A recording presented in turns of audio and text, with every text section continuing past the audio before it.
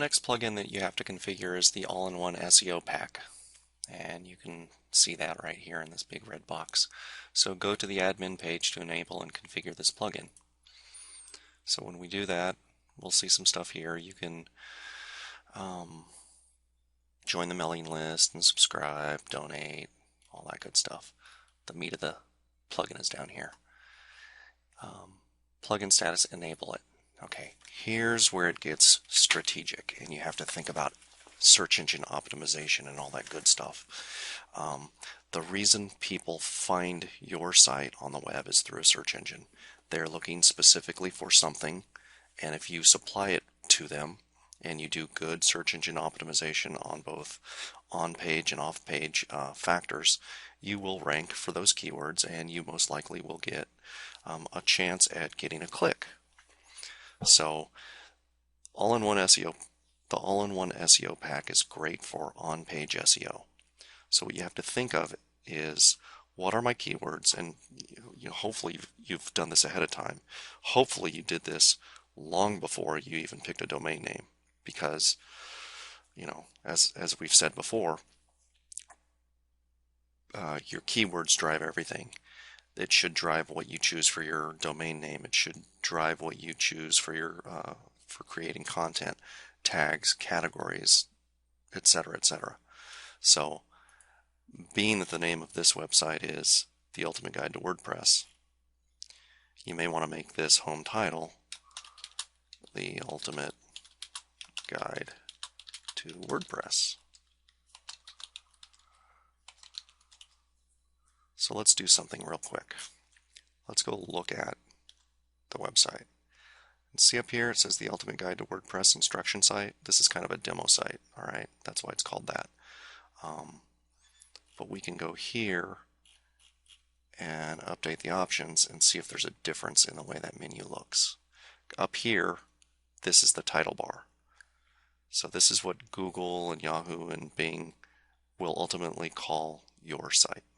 Alright. So you notice how it changed to The Ultimate Guide to WordPress? That's strictly because I entered The Ultimate Guide to WordPress in the home title.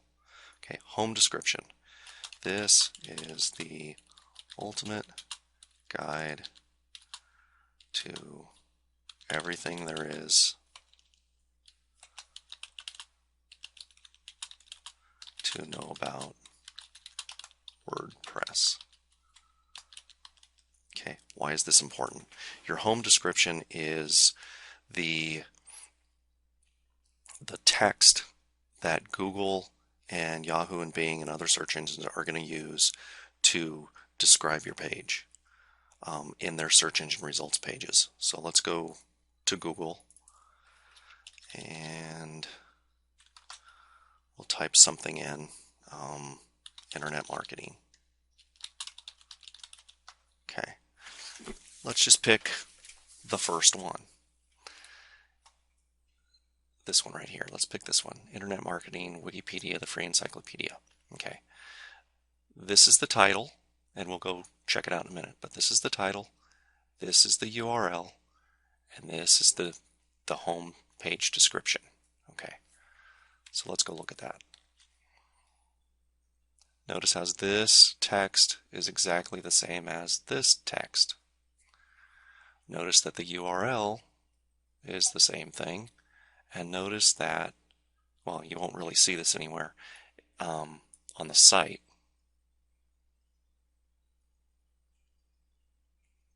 Actually, you do. So what Google does is they do two things. Number one, they will take whatever you give them for your home description and use it. Or if you don't have a home description, they will make their best guess. And their best guess usually is the first few words of the first paragraph. So it'll be something like this. Notice that it stops at of right here. Okay, that's important to know. You want to get your whole quote-unquote sales pitch out there in, I think it's 160 characters.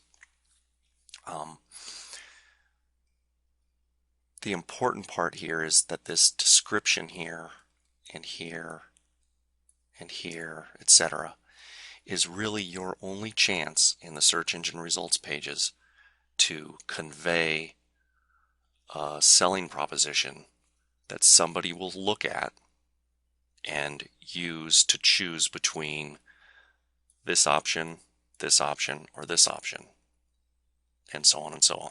Okay, so enough about that. Home keywords, as far as Google is concerned, they don't really look at keywords. They don't look at meta keywords anymore.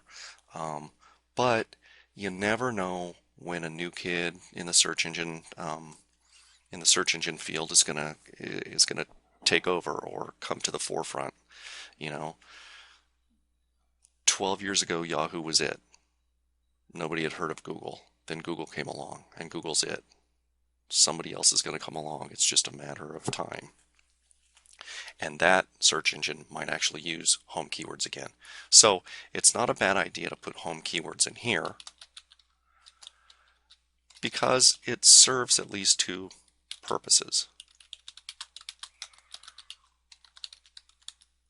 I usually put 3 to 5 in this box. Okay, the purposes it serves. Number one, as alluded to before, an up-and-coming search engine or one of the existing search engines may start using home keywords again. That's a possibility. Number two, putting keywords here, your top 3 to 5 keywords, really reminds you what your website is all about. If you were to boil down into 3 to 5 keyword phrases what your website is about, this is where you're going to put it. Keeping that in mind, it's always going to help you write content, because you're going to focus on those 3 to 5 keywords. And as you get more content, you can kind of go outside of that and choose long tail keywords to concentrate on. But for now, you really want to focus on these 3 to 5 keyword phrases. All right. Typically, I leave everything else as is. But you can change anything here, and I don't recommend it. Everything stock and default is great. These are the 3 main boxes. Make sure you enable it, and then go down to update options, and you're done.